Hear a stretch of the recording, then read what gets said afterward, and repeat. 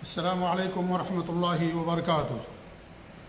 الحمدللہ رب العالمین والعاقبۃ للمتقین ولا عدوان الا علی الظالمین، واشهد ان لا الہ الا اللہ وحدہ لا شریک لہ، واشهد ان محمدا عبدہ ورسولہ، صلوات اللہ وسلامہ علیہ وعلی آلہ وعلی اصحابہ ومن اہتدی بہدیہ واستنى بسنتہ الی یوم الدین، وبعد۔ معزز و محترم و مکرم ناظرین و مشاہدین و مشاہدات، آج ہماری گفتگو بڑی اہم موضوع پر ہوگی، اور وہ موضوع ہے 5 بنیادی اور اہم ضروریات، یعنی کچھ ایسی چیزیں ہیں جن کی حفاظت ضروری ہے۔ اگر ان چیزوں کی حفاظت کی جائے گی، ان کا خیال رکھا جائے گا، دنیا کے اندر بھی امن و امان اور دنیا میں بھی سکون اور اطمینان، اور آخرت کے اندر بھی انسان کے لیے نعمت، اور اپنے آپ کو انسان خسارے سے محفوظ کر لے گا۔ انہیں 5 بنیادی ضروریات کہا جاتا ہے۔ اسلام نے ان 5 کی حفاظت پر کافی زور دیا ہے اور کافی اہمیت بیان کی ہے، تاکہ دنیا اور آخرت انسان کی سمجھ جائے۔ پہلی چیز کیا ہے؟ دین کی حفاظت، یعنی جو دین اللہ رب العالمین نے بھیجا ہے دنیا کے اندر، دین اسلام،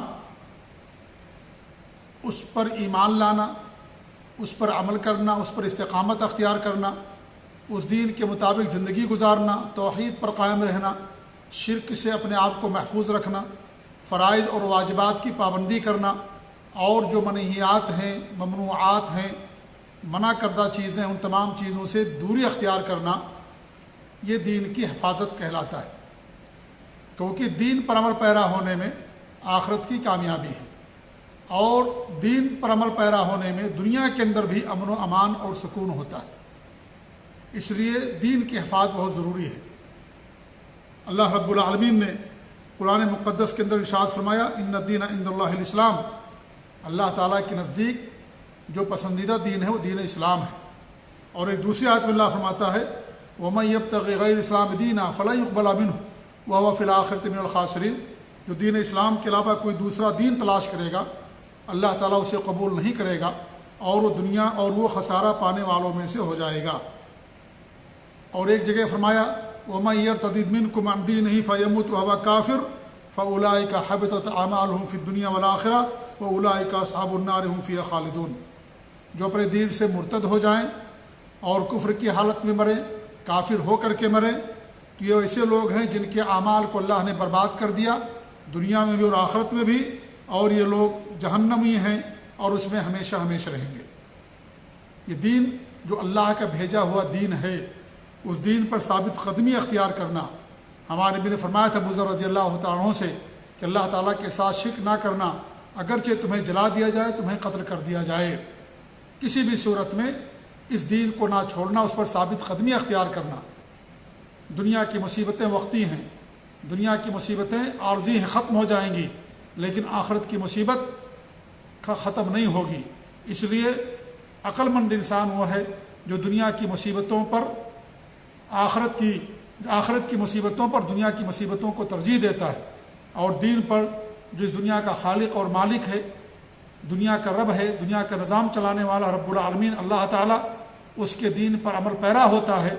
ایسے آدمی کے لیے دنیا کے اندر بھی امن و امان، سکون، اور آخرت کے اندر بھی چین اور سکون کی زندگی ممکن ہے۔ دنیا کے اندر اسے پریشانی ہو، مصیبت ہو، لیکن یہ پریشانیاں وقتی اور عارضی ہوتی ہیں، اور آخرت کی نعمتیں ایسے آدمی کی منتظر رہتی ہیں۔ اللہ کے رسول فرمائے، من بدل دینہ فاقتلوہ، جو اپنے دین کو چھوڑ دے اسے قتل کر دو، کیونکہ انسان دین قبول کرتا ہے قناعت سے، زبردستی دین کے اندر نہیں ہے۔ دین قبول کرنے میں کوئی زبردستی نہیں ہے، اس لیے زبردستی نہیں ہے کیونکہ دین واضح ہے، آسان ہے، فطرت کے مطابق دین ہے۔ سختی وہاں کی جاتی ہے جہاں آسانیاں نہ ہوں، جسے لوگ نہ سمجھ پائیں، اور جس میں خیر نہ ہو، بھلائی نہ ہو، وہاں انسان سختی کرتا ہے۔ دین تو اللہ تعالیٰ کا آسان دین ہے، ہماری فطرت کے موافق ہے، اللہ کا بھیجا ہوا دین ہے، جس دنیا کا خالق ہے، لہذا یہ دین ایک دم واضح ہے. جیسے دن میں کسی کو مجبور نہیں کیا جائے گا تم کہو کہ دن ہے، وہ دن ہے، ہر انسان جانتا ہے، سمجھتا ہے. کسی کو مجبور کرنے کی ضرورت نہیں ہے وہاں پر کہ مجبور کیا جائے کہ آج کہیے کہ یہ دن ہے، نہیں، واضح ہے دن. جو نہیں اس کو مانے گا وہ غلطی پر ہوگا. ایسے اللہ تعالیٰ کا دین واضح ہے، لہذا اس میں کوئی زور زبردستی نہیں ہے. اللہ نے عقل دیا، دماغ دیا، اس کی وجہ سے انسان قناعت کے ساتھ دین اسلام کو قبول کرتا ہے. جب اس نے بغیر کسی زور زبردستی کے دین کو قبول کیا، اب اگر وہ دین چھوڑ دیتا ہے تو ایسے شخص کو جینے کا حق حاصل نہیں ہے اور اسے قتل کر دیا جائے گا. صحیح بخاری کی روایت. ایسے معنی نبی نے فرمایا کسی بھی مسلمان کا خون حلال نہیں ہے مگر 3 چیزوں میں سے کوئی ایک چیز کرنے کی وجہ سے. اس میں آپ نے فرمایا التارک الدین ہے مفارق الجماع، اپنے دین کو چھوڑ دینے والا اور جماعت مسلمانوں کی جماعت سے الگ ہو جانے والا، یعنی مسلمانوں کے گروہ سے نکل جانے والا اور دین کفر کو قبول کر لینے والا اور دین کفر میں چلا جانے والا. ایسے شخص کا کیا ہے، خون حاکم وقت کے لیے حلال ہو جاتا ہے. تو معلوم یہ ہوا کہ دین کی حفاظت ہمارے لیے بہت زیادہ ضروری ہے.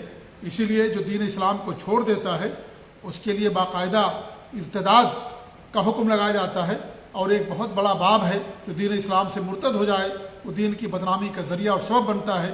اس لیے اسے توبہ کرایا جائے گا. اگر وہ توبہ کرتا ہے اور واپس دین کے اندر آ جاتا تو الحمدللہ، اور اگر نہیں آتا ہے تو حاکم وقت کو، کسی اور کو نہیں، حاکم وقت کو اس بات کے لیے اختیار ہے شریعت کے اندر کہ ایسے آدمی کو قتل کر دے، کیونکہ اس کا خون حلال ہو جاتا ہے. تو پہلی چیز کیا ہے، دین کی حفاظت. بہت قیمتی چیز ہے دین. جس طریقے سے انسان اپنی قیمتی چیز کی حفاظت کرتا ہے، ایسے ہی سب سے قیمتی چیز اور اللہ کی نعمتوں میں سب سے عظیم نعمت دین اسلام. الیوم اکملت لکم دینکم واتممت علیکم نعمتی ورضیت لکم الاسلام دینا. دین بہت بڑی نعمت ہے اور دنیا میں پائی جانے والی تمام نعمتوں میں سب سے بڑی نعمت دین اسلام کی. اس لیے اگر کوئی نعمت کسی کے پاس نہیں ہے تو اللہ تعالیٰ کا شکر ادا کرے، وہ مسلمان ہے، کم سے کم یہی سب سے بڑی نعمت اس کے پاس ہے، جس سے بہت سارے لوگ محروم ہیں. اس لیے کبھی مسلمان کو کبھی اس کا شکار نہیں، احساس کمتری کا شکار نہیں ہونا چاہیے. الحمدللہ اس کے پاس بہت بڑی نعمت اللہ تعالیٰ کی طرف سے موجود ہے. دین اسلام کی نعمت، عقل کی نعمت، اور بولنے کی نعمت، اور مال و اولاد کی نعمت، اور بہت ساری نعمتیں وہ تو ہے ہی ہیں، لیکن سب سے بڑی نعمت انسان کے پاس جو مسلمان ہے اللہ تعالیٰ کا دین ہے. اس لیے انسان، ایک مسلمان کبھی بھی اپنے اس نعمت کو کمتر نہ سمجھے، اللہ کا شکر ادا کرے، اس پر قائم رہے. دوسری چیز یہ ہے نفس کی حفاظت. انسان خود اپنے نفس کی حفاظت کرے. اس لیے شریعت کے اندر خودکشی کرنا حرام ہے. یہ نفس اللہ تعالیٰ کا دیا ہوا ہے، یہ جان اللہ تعالیٰ کی دی ہوئی ہے، یہ اللہ تعالیٰ کی امانت ہے. ہمارا ہاتھ، ہماری زبان، ہمارا پورا وجود، ہمارے جسم کے اعضاء، ہمارا دل، ہماری ساری چیزیں یہ اللہ رب العالمین کی امانت ہیں. لہذا اس کی حفاظت کرنا انسان کے لیے ضروری ہے. اللہ تعالیٰ کے ارشاد وَلَا تُلْقُوا بِأَيْدِيكُمْ إِلَى التَّهْلُكَةِ، اپنے آپ کو ہلاکت کی جگہوں میں مت ڈالو، یعنی ایسی جگہوں میں نہ جاؤ جہاں انسان ہلاک ہو جائے. اور ایک آیت فرمایا لَا تَقْتُلُوا أَنفُسَكُمْ إِنَّ اللَّهَ كَانَ بِكُمْ رَحِيمًا، اپنے آپ کو قتل نہ کرو، اللہ تعالیٰ تمہارے ساتھ رحم کرنے والا، اللہ مہربان رحم دل ہے. اس لیے اپنے آپ کو قتل نہ کرو، خودکشی نہ کرو. ایک حدیث میں ہمارے نبی فرماتے ہیں من قتل نفسہ فقد اوجب اللہ له النار، جو خودکشی کرتا ہے اللہ اس کے لیے جہنم کو واجب کر دیتا ہے. دنیا کی پریشانیوں سے عاجز آ کر کے جو انسان خودکشی کر لے، اللہ تعالیٰ ہمیشگی کی پریشانی اس کو دے دیتا ہے، کیونکہ اس نے دنیا کی پریشانی کو آخرت کی پریشانی کے مقابلے میں زیادہ بڑا سمجھا، اس لیے بڑی پریشانی اللہ رب العالمین اس کے لیے مقدر کر دیتا ہے. اور ایک حدیث میں فرمایا ومن قتل نفسہ بشیء عذب بہ یوم القیامہ، جو جس کے ذریعے سے اپنے آپ کو قتل کرے گا اس کے ذریعے سے قیامت تک اسے عذاب دیا جاتا رہے گا.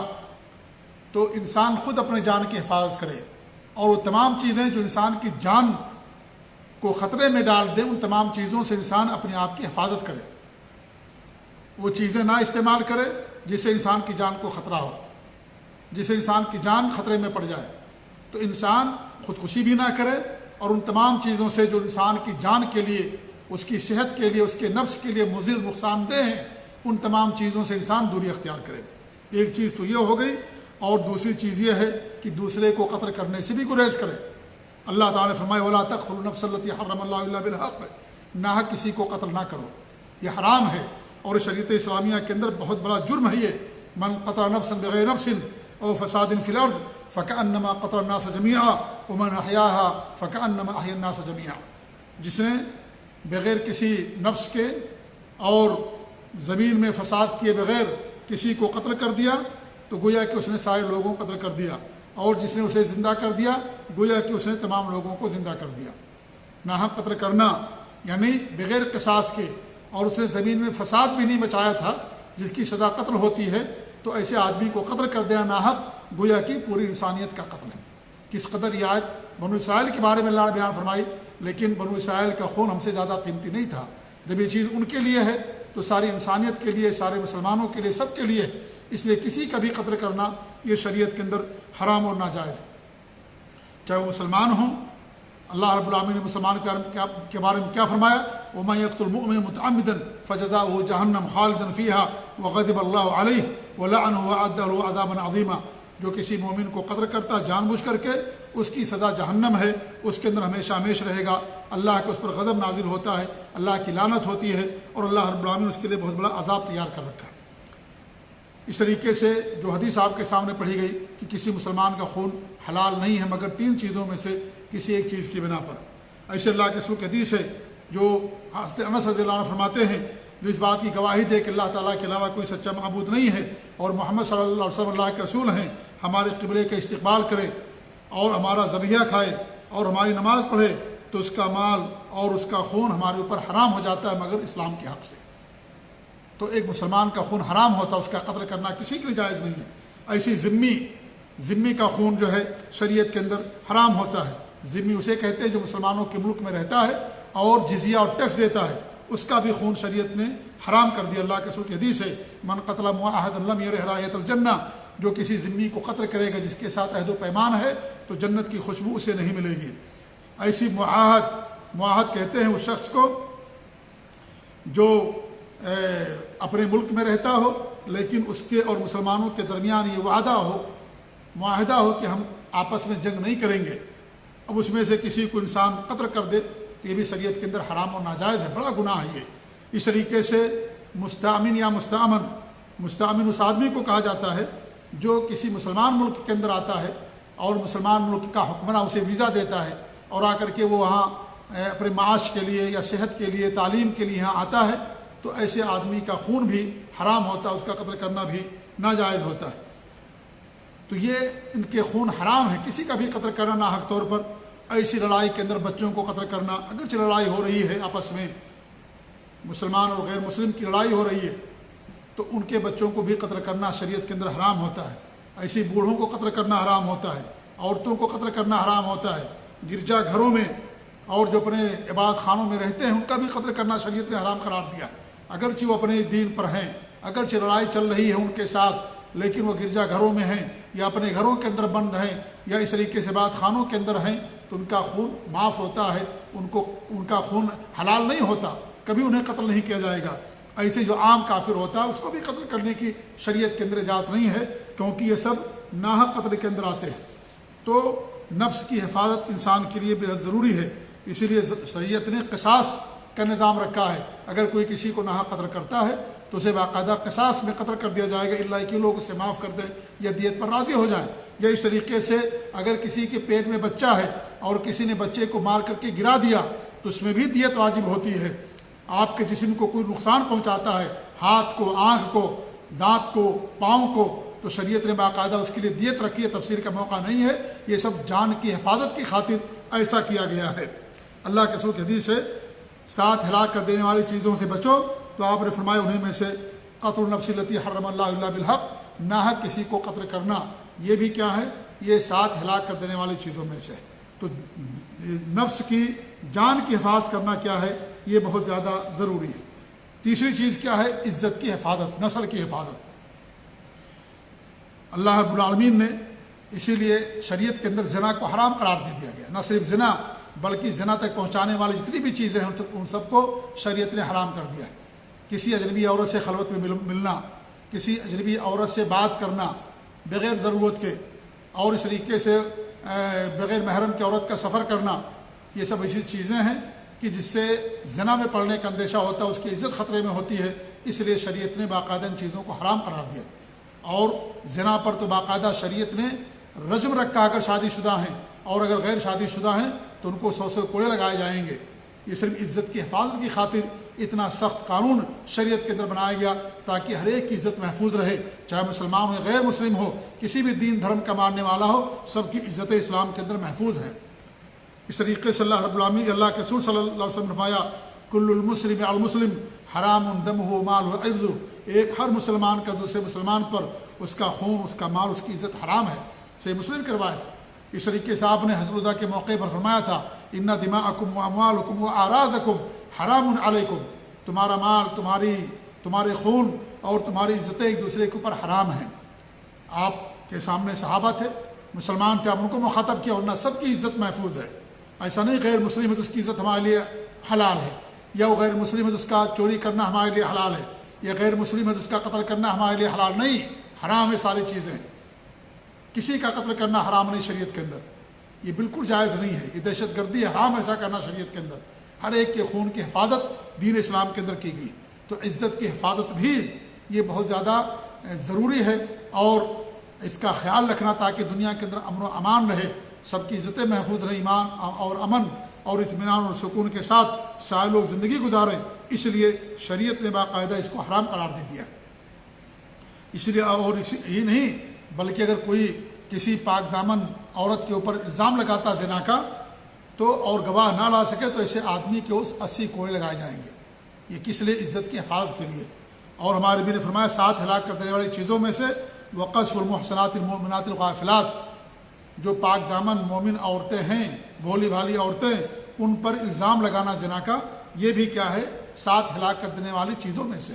یہ صحیح بخاری اور صحیح مسلم کی روایت۔ تو نسل کی اور عزت کی حفاظت انسان کے لیے بہت ضروری، اور اسلام اس کی باقاعدہ تعلیم دیتا، تلقین کرتا ہے۔ چوتھی چیز کیا؟ عقل کی حفاظت۔ عقل، کیونکہ انسان کے پاس عقل ہوتی ہے تبھی انسان دین کا مکلف ہوتا ہے۔ اگر انسان مجنون پاگل ہے تو دین کا مکلف نہیں ہے۔ اللہ نے انسان کو عقل دیا، اس کی حفاظت اسلام کے اندر بہت ضروری ہے، کیونکہ انسان عقل ہی کے ذریعے سے اچھی بری کی تمیز کرتا ہے، حق اور باطل میں فرق کرتا ہے، صحیح کیا ہے غلط کیا ہے اس کی تمیز کرتا ہے عقل کے ذریعے سے۔ لہذا عقل انسان کے لیے بہت ضروری ہے، اور اس کی حفاظت بھی انسان کے لیے ضروری ہے۔ اس لیے وہ تمام چیزیں جس کی وجہ سے انسان کی عقل زائل ہو جائے شریعت کے اندر حرام کر دیا گیا۔ جیسے شراب ہے، شراب پر باقاعدہ حد متعین کی گئی ہے۔ ایسی ہر وہ نشہ آور چیزیں، ہر نشہ آور چیز کیا ہے؟ شریعت کے اندر حرام کر دی گئی۔ جو بھی انسان کی عقل کو برباد کر دے، جو بھی انسان کی عقل کو تباہ کر دے، شریعت نے اس کو باقاعدہ حرام کر دیا ہے۔ انجیکشن کے ذریعے سے انسان کرے، یا سونگھ کر کے کرے، یا اس طریقے سے پی کر کے کرے، یا اس کو کھا کر کے نشہ لے، ہر نشہ آور چیز شریعت کے اندر حرام ہے۔ کل مسکر خمر و کل خمر حرام، ہر نشہ آور چیز خمر ہے، اور ہر خمر کیا شریعت کے اندر حرام ہے۔ خمر کہتے ہیں جو عقل کو ڈھانپ دے، عقل کو ختم کر دے۔ اس لیے جب انسان شراب پی لیتا ہے تو اس کو نئی تمیز رہتی ہے اپنے اور پرائے کی، بیوی اور بیٹے کی، اور اس طریقے سے یعنی انسان برائی کے اندر پڑ جاتا ہے، کیونکہ یہ ام الفواحش ہے، ام الخبائث ہے شراب۔ جتنی بھی خبیث چیزیں ہیں، جتنی بھی فواحش اور منکر چیزیں ہیں، ان تمام چیزوں کی اصل جڑ اور بنیاد ہے۔ اس لیے انسان اگر شراب پیتا ہے تو ساری چیزیں کی جا سکتی ہیں۔ جیسے ہمارے نبی نے باقاعدہ ایک حدیث کے اندر بیان فرمایا کہ ایک آدمی کو بلایا گیا اور اسے اختیار دیا گیا، یا تو تم زنا کرو، یا تو اس بچے کو قتل کر دو، شراب پیو۔ اس نے شراب پیا، شراب پینے کے بعد بچے کو بھی قتل کر دیا، زنا بھی کر لیا۔ اگر صرف زنا کرتا تو شراب سے بچ جاتا، قتل سے بچ جاتا، لیکن شراب پی کر کے اسے ساری چیزیں ختم کر دی۔ تو شراب کیا ہے؟ یہ جو نشہ آور چیزیں ہوتی ہیں عقل کو ختم کر دینے والی، اس لیے اس کو ام الخبائث کہا گیا۔ جتنی بھی خبیث چیزیں ہیں ان تمام کی اصل جڑ اور بنیاد ہے۔ اس لیے باقاعدہ شریعت نے اس پر حد متعین کر رکھی ہے کہ جو شراب پیے گا یا نشہ آور چیزوں کے استعمال کرے گا، ہیروئن ہے یا اس طریقے سے چرس ہے، گانجا ہے، اور جتنی بھی نشہ آور چیزیں آج کل ہو گئی ہیں، بہت سارے لوگ انجیکشن کے ذریعے سے نشہ لے لیتے ہیں، کچھ لوگ سونگھ کر کے لیتے ہیں، کچھ پی کر کے لیتے ہیں، کچھ کھا کر کے لیتے ہیں۔ یہ تمام چیزیں جو بھی نشہ آور کے ضمن میں آتی ہیں سب چیزیں حرام ہیں، شریعت کے اندر ناجائز۔ ایسے ہی یہ 4 چیزیں ہوگی.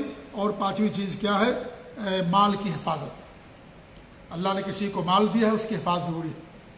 اس کی چوری کرنا، ڈاکہ ڈال کر کے مال کو لے لینا، قافلوں کو لوٹ لینا، لوگوں کو قتل کرنا اس کے لیے کیا ہے؟ یا خود انسان اپنے مال کو برباد کر دے، اسراف کرے، فضول خرچی کرے.